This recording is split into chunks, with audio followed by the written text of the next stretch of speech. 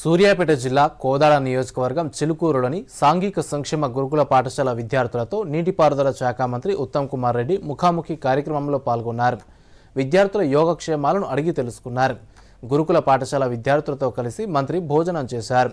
ప్రభుత్వ గురుకుల పాఠశాలలో చదువుతున్న విద్యార్థులకు మేలైన వసతి సౌకర్యాలను కల్పించడం కోసం కాంగ్రెస్ ప్రభుత్వం మెస్ కాస్మెటిక్ ఛార్జీలు పెంచిందని మంత్రి ఈ సందర్భంగా అన్నారు. మంత్రి ప్రత్యేక నిధి నుంచి స్కూల్ డెవలప్మెంట్ కోసం 10 లక్షల రూపాయలు తక్షణమే మంజూరు చేశారు. అంతేకాకుండా విద్యార్థులు నీట్, ఐఐటీ పరీక్షలకు సన్నద్ధులయ్యేందుకు చేసేందుకు 5 లక్షల రూపాయలతో పుస్తకాలను కొనుగోలు చేయాలని జిల్లా కలెక్టర్ తేజస్ నందలాల్ పవార్కు సూచించారు.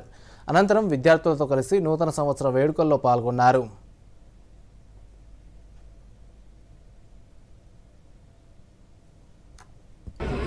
Government residential social welfare residential school and social welfare residential కాలేజ్లో పిల్లలతో ఈ నూతన సంవత్సరం గడిపి మరి వారితో భోజనం చేయడం నాకు ఎంతో ఆనందం, సంతృప్తి అని చెప్పి మనం చేస్తాం.